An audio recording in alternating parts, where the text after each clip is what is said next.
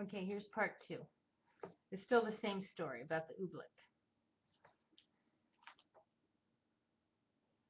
Weird stuff. Okay. To the trumpeter's tower raced Bartholomew Cubbins, and on up the steps.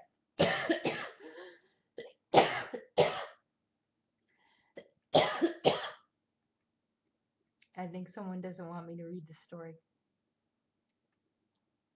I have my TV, my witness protection program on, and it would appear that someone does not want me to read you this story, which of course makes me want to read it even more. To the trumpeter's tower raced Bartholomew Cubbins, and on up the steps 4 stairs at a time. As he ran, he could hear the plop plop of the oobleck on the window panes. It was pelting against the palace walls, as big as greenish cupcakes now. Someone read ahead. He yanked the covers off the snorting trumpeter. He shoved his Colt trumpet right into his sleepy hands. Get up, warn the people, blow the alarm. Alarm? Yawned the trumpeter. Then his eyes saw the oobleck. Those green things, Bartholomew, where'd they come from? The king panted, Bartholomew. His royal magicians made them. The royal trumpeter leapt from his bed. That king of ours should be ashamed. He jabbed his trumpet out of the window. I'll blow, he shouted, the loudest alarm that's ever been heard in the kingdom of Did.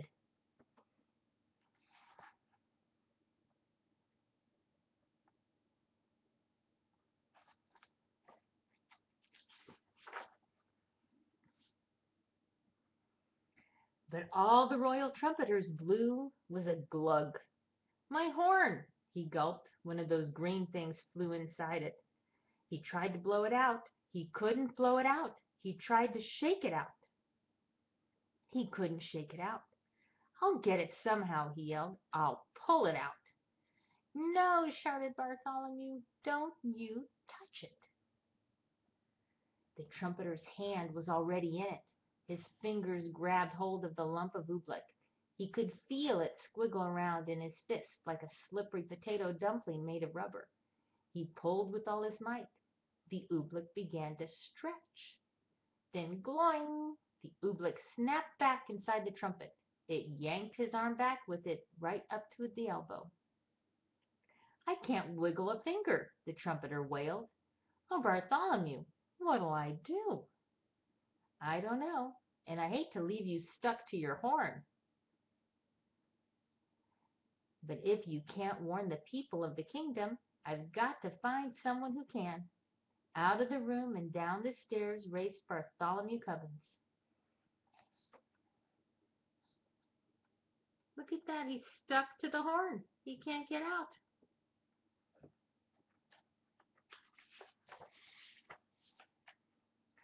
Down to the chamber of the captain of the guards. The captain was humming in front of his mirror, combing the ends of his handsome mustache.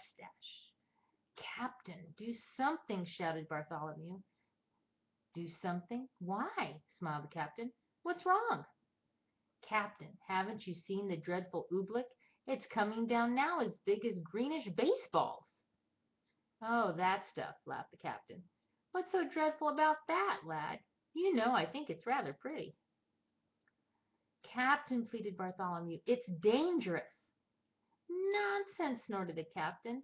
Lad, are you trying to frighten me? Captains, my boy, are afraid of nothing. That stuff's harmless. I'll show you. I'll eat some. Eat some? Gasped Bartholomew. Oh, no. But before Bartholomew could stop him, the captain was leaning out his window, scooping up some oobleck on the end of his sword. Don't, Captain, don't.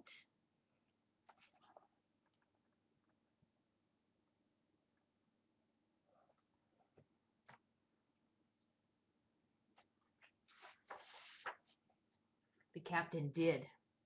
By the time Bartholomew dragged him back inside the room, his mouth was glued tight shut with oobleck. He tried to speak, but no words came out. All the noble captain of the guards could do was blow a lot of little sticky greenish bubbles. He just sat there like this.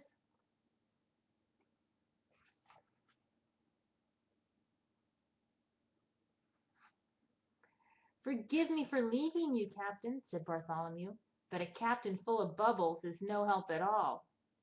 Bartholomew stretched the poor man out. He left him there on his chamber floor. Bartholomew went tearing through the zigzag palace hallways. I'll get the king's horse. I'll ride through the country. I'll warn the people of the kingdom myself. He pushed open the door that led out to the royal stables.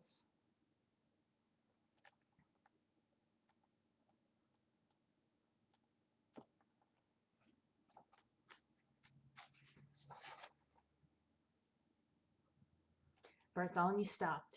He could go no further. The awful oobleck was plumping down as big as greenish footballs now. Too late to warn the people of the kingdom. There were farmers in the fields getting stuck to hoes and plows. Goats were getting stuck to ducks. Geese were getting stuck to cows. Outside the palace it was piling up, great greenish tons of oobleck, deeper and deeper on every roof in the land. There was nothing Bartholomew Cubbins could do out there. Shaking his head sadly, he stepped back inside.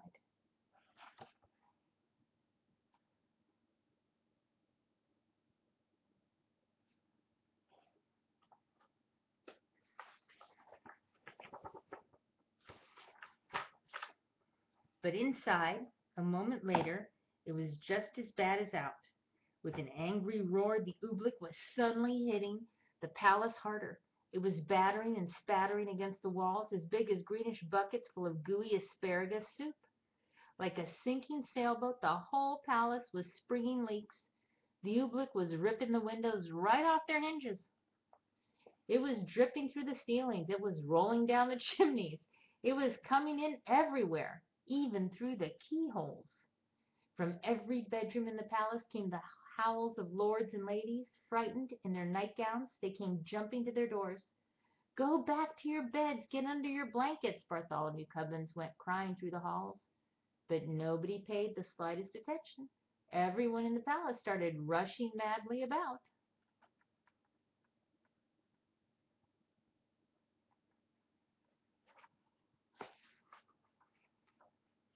The royal cook rushed down to the royal kitchen. Bartholomew Cubbins saw him trapped there, stuck to 3 stew pots, a teacup, and a cat.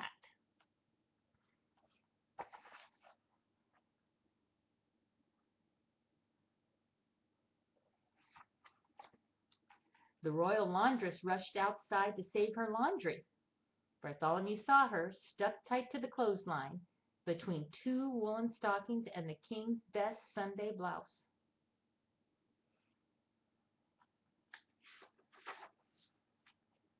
He saw the royal fiddlers.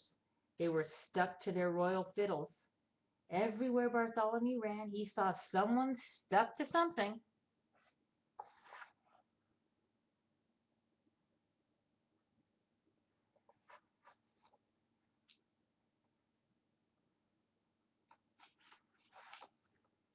They were stuck up by the dozens. Every last friend he had in the world was flopping and floundering, all hopelessly caught in the goo. Then suddenly, midst the hubbub, Bartholomew gasped, "The king! Where was the king?" He'd forgotten all about him.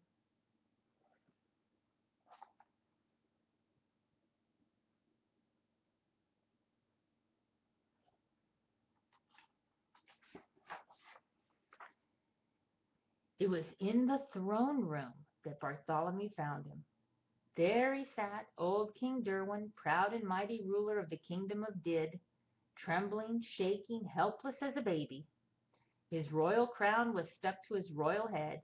The seat of his royal pants were stuck to his royal throne. Oobleck was dripping from his royal eyebrows. It was oozing into his royal ears. "Fetch my magicians, Bartholomew," he commanded. "Make them say some magic words and make them stop the oobleck falling." Bartholomew shrugged his shoulders. "I can't fetch them, your majesty. Their cave on Mount Nicotave is buried deep in oobleck." "Then I must think of some magic words," groaned the king. "Oh, what are those words my magicians say? Shuffle, duffle, muzzle, muff. That's all I can remember, and they don't do any good. The oobleck keeps on falling harder."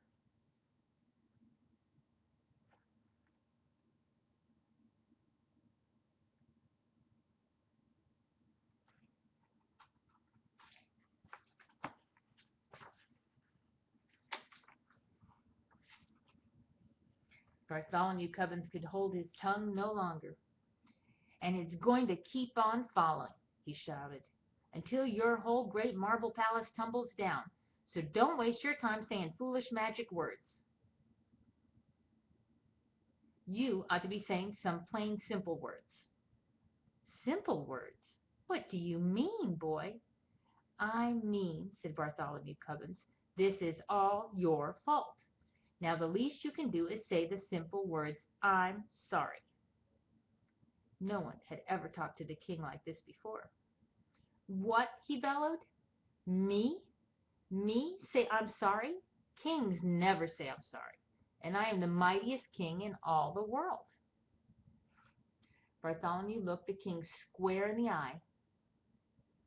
"You might be a mighty king," he said, "but you're sitting in oobleck up to your chin, and so is everyone else in your land. And if you won't even say you're sorry, you're no sort of king at all." Bartholomew Cubbins turned his back. He started for the throne room. But then Bartholomew heard a great deep sob. The old king was crying. "Come back, Bartholomew Cubbins. You're right. It's all my fault, and I am sorry. Oh, Bartholomew, I'm awfully, awfully sorry." And the moment the king spoke those words, something happened.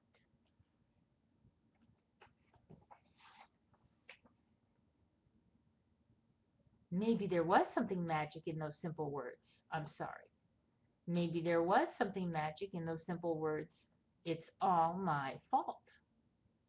Maybe there was, and maybe there wasn't, but they say that as soon as the old king spoke them, the sun began to shine and fight its way through the storm.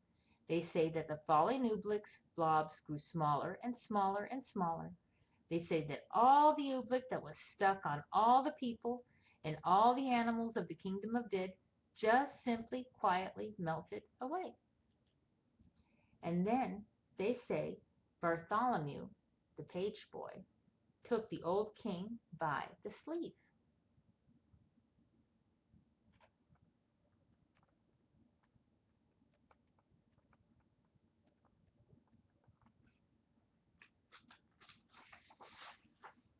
And he led him up the steps of the high bell tower, and he put the bell rope into his big majesty's royal hands, and the king himself rang the holiday bell. Then the king proclaimed a brand new national holiday in honor of the 4 perfect things that came down from the sky.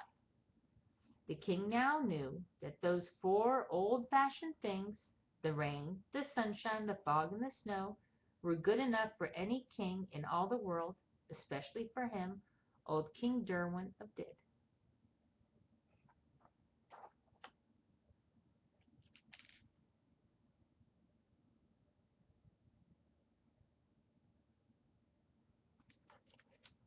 The end.